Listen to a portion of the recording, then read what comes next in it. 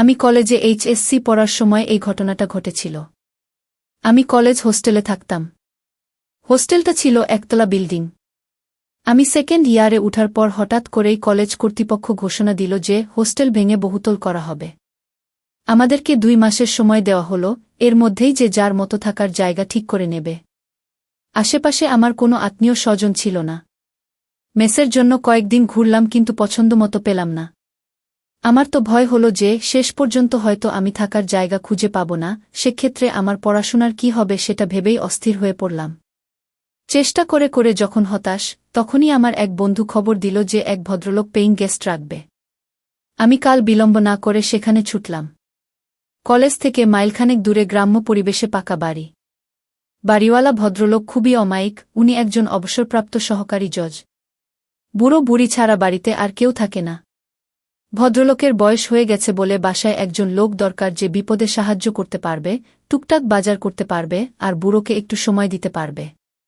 আমি শুনেছিলাম paying guest রাখবে, কিন্তু আমার ভাগ্য আরও ভালো, উনি আমার থাকা খাওয়ার জন্য কোনো টাকা পয়সা নেবেন না বলে জানালেন। ভদ্রলোকও আমাকে পছন্দ করলেন। আমি আর দেরি না করে পরদিনই ব্যাগপত্র নিয়ে হাজির হলাম। বাড়ির কাছেই একটা বিশাল খেলার মাঠ ছিল। বিকেলবেলা এলাকার প্রচুর ছেলে মেয়ে সেই মাঠে খেলাধুলা করত। আর সকালবেলা যুবক থেকে বুড়োরা আসত ব্যায়াম করতে। আমার অভ্যাস ছিল প্রতিদিন ভোরে উঠে দৌড়ানো। যারা আসত প্রায় সবাই সবাইয়ের পরিচিত হয়ে উঠেছিলাম। হঠাৎ একদিন একজন নতুন অতিথিকে দৌড়াতে দেখলাম। ভদ্রলোক সহজেই আমার দৃষ্টি আকর্ষণ করল। কারণ উনি দারুণ হ্যান্ডসাম, পেটানো শরীর, বেশ লম্বা আর দেখেই বোঝা যায় শরীরে তাকত আছে। আমি একবার উনাকে পানি করার সময় হাত তুলে সালাম দিলাম, উনিও জবাব দিলেন এবং হাসলেন। সবচেয়ে উল্লেখযোগ্য হল উনি বারবার পিছন ফিরে আমাকে দেখছিলেন। ভদ্রলোক শ্যামলা, কালোই বলা চলে, গোঁফ আছে, তবে দেখেই বোঝা যায় লোকটা খুব মিশুক প্রকৃতির। সেদিনই বিকেলবেলা আমি মাঠের একপাশে বসে খেলা দেখছিলাম। এমন সময় সেই ভদ্রলোককে দেখলাম, তবে একা নয়, সাথে 8-9 বছরের একটা বাচ্চা মেয়ে খেলনা হাতে তার সাথে হাঁটছে। হঠাৎ করেই বাতাসে খেলনাটা ছুটে মাঠের মধ্যে উড়ে গেল। আমি দৌড়ে গিয়ে খেলনাটা এনে মেয়েটার হাতে দিলাম। ভদ্রলোক খুব খুশি হয়ে বললেন, thanks brother, many many thanks, আমি আপনাকে সকালে মাঠে দেখেছি, রাইট? আমি মুখে জবাব না দিয়ে মাথা ঝাঁকালাম। উনি হাত বাড়িয়ে দিয়ে হ্যান্ডশেক করে বললেন, আমি মেজর সুবীর, আর্মিতে আছি, আর এ আমার মেয়ে মল্লিকা। আসুন না আমার বাসায়, জমিয়ে আড্ডা দেয়া যাবে। বেশি দূরে নয়, এই তো কাছেই। আমি কথা দিলাম যে অবশ্যই যাব। উনি বাসার লোকেশন বলে দিলেন, এখান থেকে উত্তর দিকে 8টা বাড়ি পরেই একটা মুদি দোকান আছে, রহমান স্টোর্স, সেটার পিছনেই তাদের বাড়ি, আমার নেমপ্লেট দেয়া আছে গিউ। আমি চিনলাম বাসাটা, একটা একতলা বাড়ি। যাব ভেবেছিলাম, কিন্তু পরে ভুলে গেলাম। 2 দিন পর ভোরে সুবীর সাহেবের সাথে আবার দেখা, তখন আর উনি আমাকে ছাড়লেন না, একেবারে সাথে করে বাসায় নিয়ে গেলেন। বাড়িটা উনার নয়, ওটা উনার শ্বশুর বাড়ি। উনার বউয়ের সাথে পরিচয় করিয়ে দিলেন। আমি সুবীর সাহেবের বউকে দেখে খুব অবাক হলাম। উনার সাথে মানায় না, শুধু বয়সে নয়, রূপেও রাত আর দিন পার্থক্য। উনার বয়স 50-এর কাছাকাছি, কিন্তু উনার বউয়ের বয়স 30-এর উপরে হবে না। মহিলার নাম রেনু, আমি তাকে রেনু আপা বলে ডাকতাম, কারণ ভাইবোন সম্পর্কের মধ্যে কেউ খারাপ কিছু খোঁজে না। রেনু আপা অপরূপ সুন্দরী, যে কোনো পুরুষের হার্টবিট বাড়িয়ে দেওয়ার মতো যথেষ্ট উপাদান তার আছে। রেনু আপা বেশি লম্বা নয়, 5 ফুট মতো হবে। মালা ওদের একমাত্র মেয়ে, ক্লাস 2তে পড়ছে। নাদুস নুদুস নরম তুলতুলে সে, তবে গায়ের রং ওর বাবার মতোই কালো আর উচ্চতায় মায়ের মতো খাটো।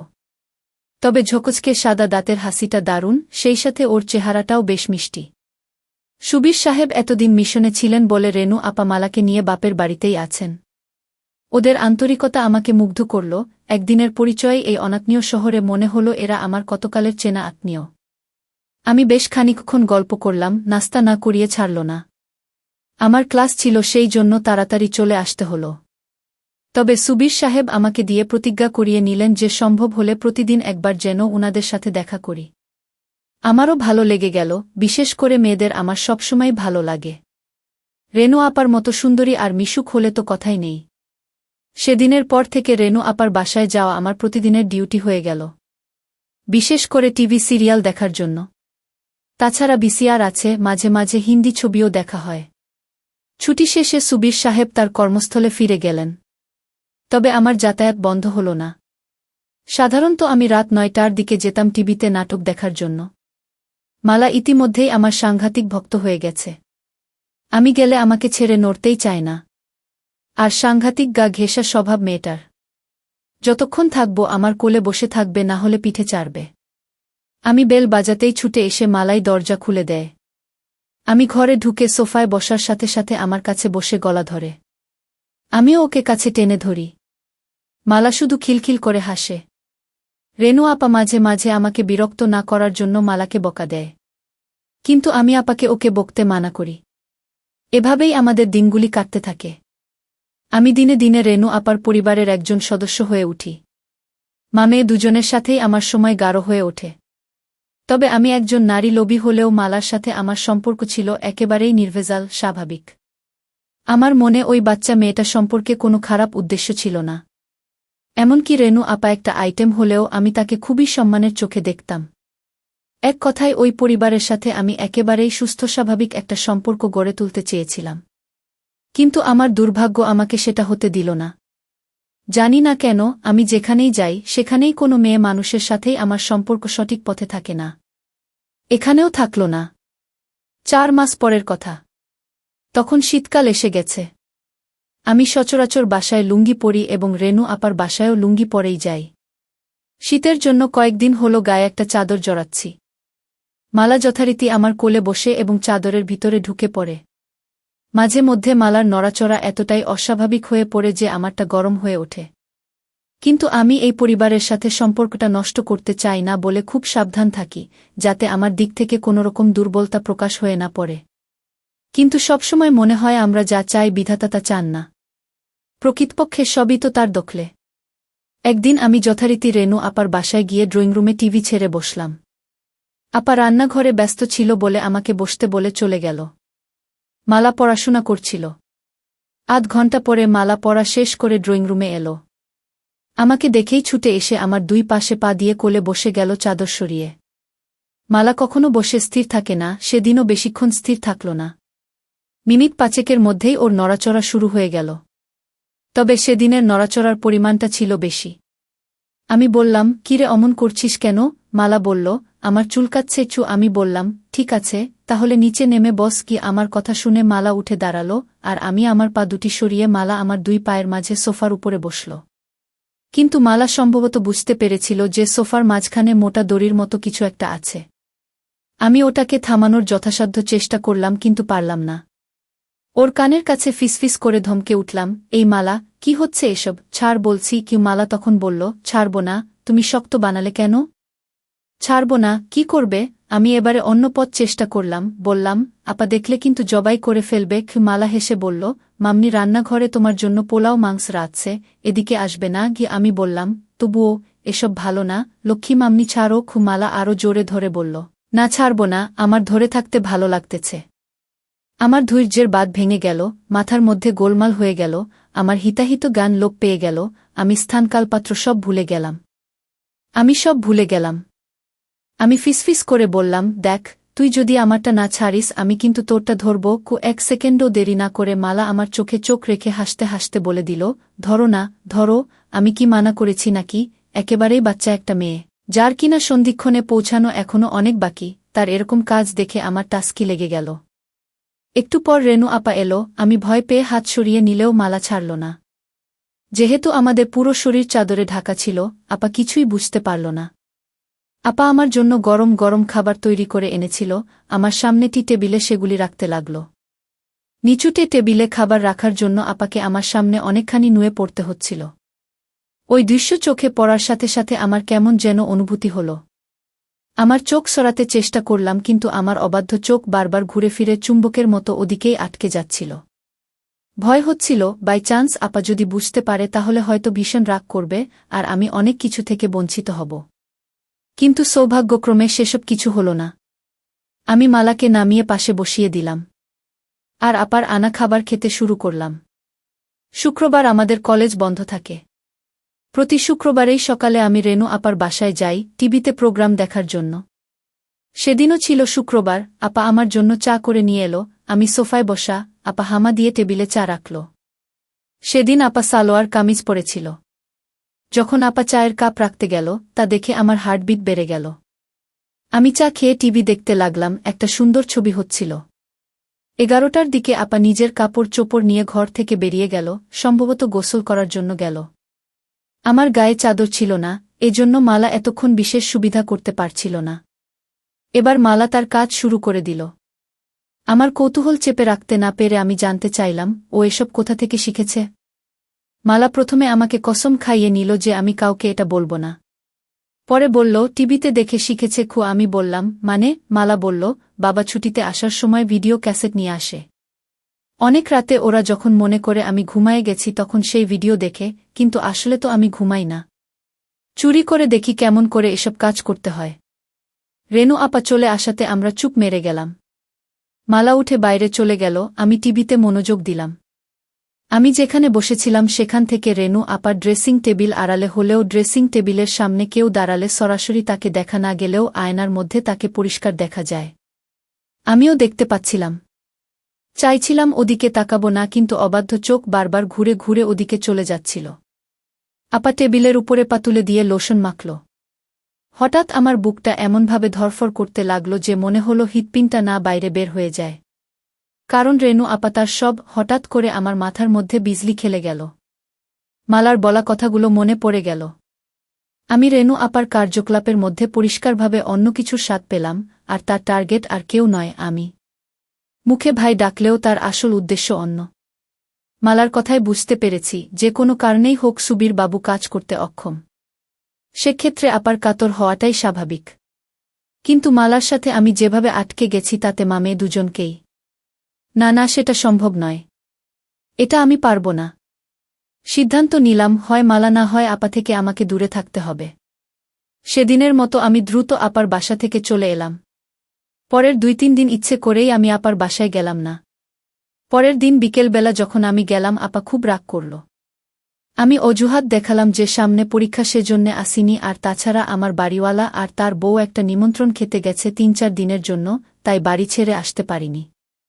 আমি সেদিনও তারা দেখালাম যে আমি বাড়িতে একা আছি, তাই বেশিক্ষণ থাকা যাবে না, চুরি টুরি হতে পারে, আমাকে তাড়াতাড়ি ফিরতে হবে। আপা সব অকটে বিশ্বাস করল। আসলে বাড়িওয়ালা সেদিনের জন্য দাওয়াত খেতে গেছিল।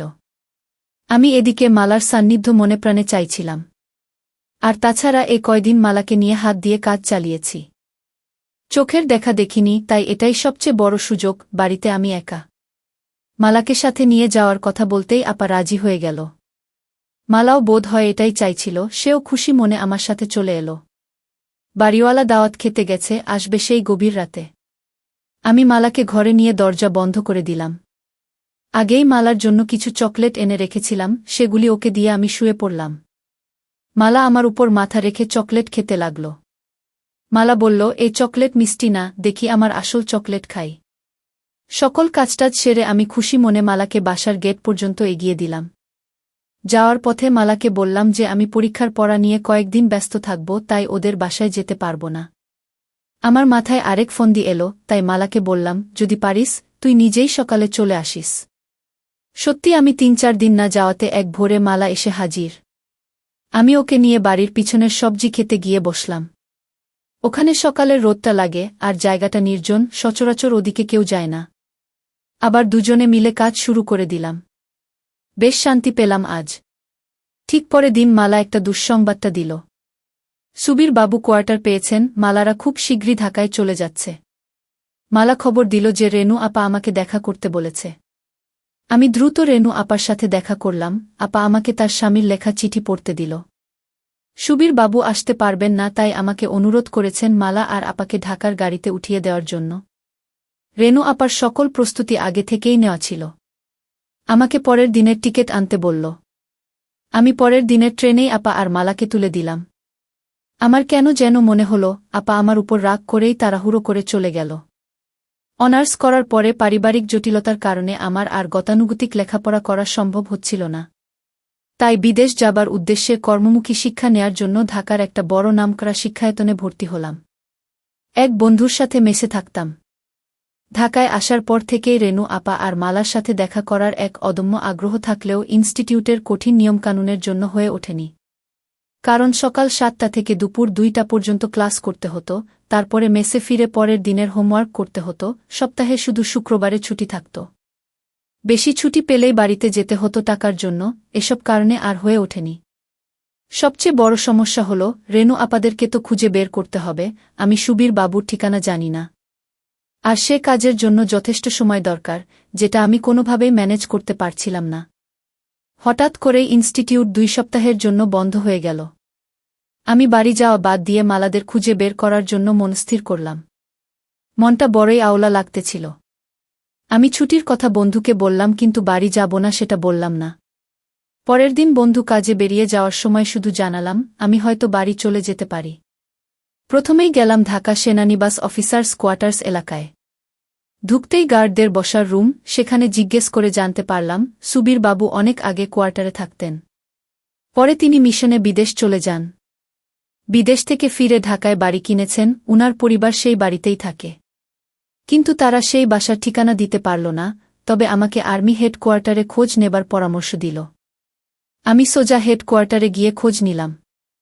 সুবীর বাবুর প্রমোশন হয়ে এখন তিনি লেফটেন্যান্ট কর্নেল, বাসার ঠিকানা পাওয়া গেল। আমি কোনো দ্বিধা না করে সোজা চলে গেলাম মিরপুরের সেই বাসায়। সহজেই পাওয়া গেল, নম্বর মিলিয়ে 6তলা বিল্ডিং এর সামনে যেতেই বসবাসকারীদের নেমপ্লেট চোখে পড়ল, সেখানে সুবীর বাবুর নামও আছে। আসলে সুবীর বাবু বাড়ি নয়, ফ্ল্যাট কিনেছেন। নামের পাশেই ফ্ল্যাটের নাম্বার দেয়া।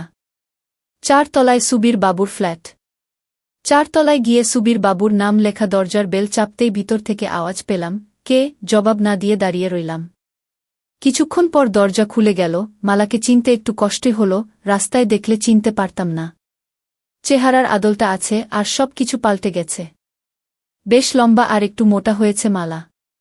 আমাকে দেখেই চোখ কপালে তুলে একটা চিৎকার দিল, ও মামনি, দেখো কে আসছে।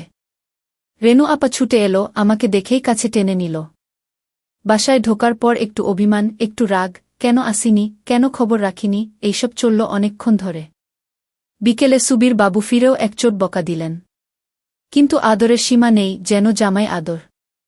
আপা আমাকে কি কি রান্না করে খাওয়াবে সেটা নিয়ে ব্যস্ত হয়ে গেল। বিকেলবেলা আপা আর্মিদের বউদের নাকি একটা ক্লাব আছে, সেখানে চলে গেল। পরে মালা আমাকে বলল, আপা ফিরবে সন্ধ্যার পর। আপা গেলেও সুবীর বাবু বাসায় রইলেন। সেদিন আর মালাকে একা পেলামই না। তবে চোখে চোখে আমাদের অনেক কথা হয়ে গেল।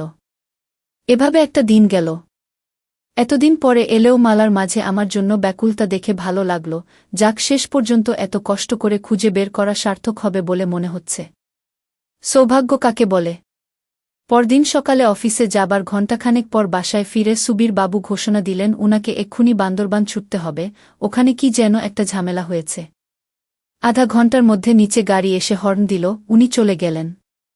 যাবার আগে আমাকে অনুরোধ করে বলে গেলেন আমি যেন উনি না ফেরা পর্যন্ত না যাই। মনে মনে বললাম, আমিও তো সেটাই চাই। মালা সকালে স্কুলে গেছে, আসবে 2টার দিকে। বাসায় আমি আর রেনু আপা একা, আপা রান্নাঘরে ব্যস্ত রান্না নিয়ে। রান্না শেষে আপা আমাকে গোসল করে নিতে বলল। আমি গোসল থেকে বের হলে আপা গেল গোসল করতে। এ ফ্ল্যাটে গেস্ট রুম আছে, কাজেই আপা বেডরুমে আর আমি গেস্ট রুমে। টেবিলে খাবার দেবার সময় খেয়াল করলাম, আপার লোভী চোখ আমাকে কেবল দেখছে আর দেখছে, যেন গিলে খাবে। খাওয়া শেষ করে আপা আমাকে বলল, তোর সাথে আমার কিছু কথা আছে। আমি ব্যস্ততার ভান করে বললাম, আপা, আছি তো বেশ কিছুদিন, পরে শুনব। আমি বুঝতে পেরেছিলাম আপা আমাকে কি বলতে চায়। আপা বলল, আচ্ছা ঠিক আছে, তুই রেস্ট নে, আমি একটু বেরুব, একটু পরেই মালা চলে আসবে। আমি গেস্ট রুমে ফিরে এলাম। আপা সেজেগুজে যাওয়ার সময় আমার সাথে দেখা করে দরজা লাগাতে বলল, আপাকে কেমন যেন বিষণ্ণ লাগছিল। 2টার পরই কলিং বেল বাজল, দরজা খুলে দিতেই মালার হাসি মুখ দেখতে পেলাম, খুশিতে চমকাচ্ছে। ঘরে ঢুকেই বলল, বাবা আসেনি, ওর বাবার বান্দরবান যাওয়ার কথা ওকে জানালাম। শুনে আরও বেশি খুশি হল, আমাকে নিয়ে নাচতে লাগল, আর গান গাইতে লাগল। মালা বেশ লম্বা হয়েছে। মনে হল মাঝের এই 6টি বছর মালার কাছে 6টি দিনের মতো। মালা সেই আগের মতোই আছে, একটুও বদলায়নি। আমাকে চকাস চকাস করে অনেকগুলি পাপ্পা দিয়ে বলল, মামা ওয়েট করো, আমি আসছি। মালা দৌড়ে ওর রুমে চলে গেল, স্কুল ড্রেস ছেড়ে স্কার্ট আর টি-শার্ট পরে এলো। এসেই ঘোষণা দিল, মামা চলো আজ একসাথে গোসল করব। আমি অবাক হয়ে বললাম, বলিস কি? মালা বলল, হ্যাঁ, এটা আমার অনেক দিনের স্বপ্ন। তোমাকে নিয়ে আরও কত যে স্বপ্ন আমার এই ছোট্ট বুকের মধ্যে গেঁথে রেখেছি সেটা তুমি কিভাবে বুঝবে? এতগুলি বছর পরে তুমি এলে, আর আমি তোমাকে প্রতিটা দিন মিস করেছি। মালা কাঁদতে লাগল, চোখের পানি মুক্ত বিন্দুর মতো ঝরে পড়ছিল। একটু স্থির হয়ে আবার আমাকে তাড়া দিল, কই চলো, বললাম না একসাথে গোসল করব। আমি বললাম, কিন্তু আমি তো গোসল করে নিয়েছি। মালা বলল, তাতে কি? আমি বললাম, তুই সত্যিই একটুও বদলাসনি, কেবল বড়ই হয়েছিস। মালা হাসল, বলল, বড় তো হয়েছিই তোমার জন্য। তখন যা যা পারোনি, এখন সব উসুল করে নাও, তোমাকে সব উজাড় করে দেব, এটা আমার অনেক দিনের আশা। মালাকে বললাম, একটা সত্যি কথা বলবি? তুই কি এখনো ইনটেক? মালা বড় বড় চোখ করে আমার দিকে তাকিয়ে বলল, মামা, তুমি তোমার মালাকে চেনো না? তুমি ছাড়া এই দুনিয়ায় আর কে আছে যে আমাকে আনবক্স করবে? আমি তো তোমার জন্যই সব জমিয়ে রেখেছি। আমাদের প্রথম প্রথম একটু কষ্ট হলেও আস্তে আস্তে মজা চলে এলো। মালাও দারুণভাবে এনজয় করতে লাগল। সন্ধ্যার পর রেনু আপা এলে আমরা বসে বসে অনেক গল্প করলাম। রেনু আপা আমার দিকে কি রকম করে যেন চোখে তাকাচ্ছিল। রাতে আমি শুয়ে পড়ার পরে আগের রাতে সুবীর বাবু আমার মশারি টাঙিয়ে দিয়েছিল। সেদিন রাতে সুবীর বাবু না থাকাতে আপাকে দেখলাম মশারি হাতে আমার বিছানার কাছে আসতে। আমি ঘুমের ভান করে মটকা মেরে পড়ে রইলাম। আপা প্রথমে লাইট অফ করে ডিম লাইট জ্বালাল। তারপর আমার পাশে খাটের উপর বসল। কতক্ষণ বসে আপা কি যেন ভাবল, তারপর উঠে মশারি টাঙিয়ে দিয়ে চলে গেল। সেদিন রাতেও আপা আমার পাশে বিছানায় অনেকক্ষণ বসে রইল। আমি জানতাম আপা কি চায়, কিন্তু ও যে মালার মা। আমি যদি মালাকে বিয়ে করতাম তাহলে রেনু আপা আমার শাশুড়ি হতো। আমি কিছু বলতেও পারছিলাম না আপা কষ্ট পাবে বলে। আবার মেনে নিতেও কষ্ট হচ্ছিল। আপাকে আমি অন্য চোখে দেখতাম, মনে মনে খুব শ্রদ্ধা করতাম। মাথার মধ্যে আমার চিন্তার ঝড় বয়ে যাচ্ছে, একটা দ্বন্দ্ব চলছিল। শেষ পর্যন্ত সিদ্ধান্ত নিলাম, না, এমন কাজ করা যাবে না।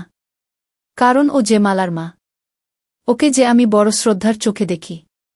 তাই আপা যখন কাছে চলে এলো, আমি বললাম, ছি আপা, এ কি করছা? আপা যেন পাগল হয়ে গেল। আমাকে ধরে বলল, প্লিজ আমাকে একটু সুখ দে, আমি আর থাকতে পারছি না, আমি তিলে তিলে শেষ হয়ে যাচ্ছি। লক্ষ্মী ভাই আমার, আমাকে বঞ্চিত করিস না। সেই প্রথম তুই যখন আমাদের বাসায় আসলি তখন থেকেই তোর জন্য পাগল হয়ে আছি।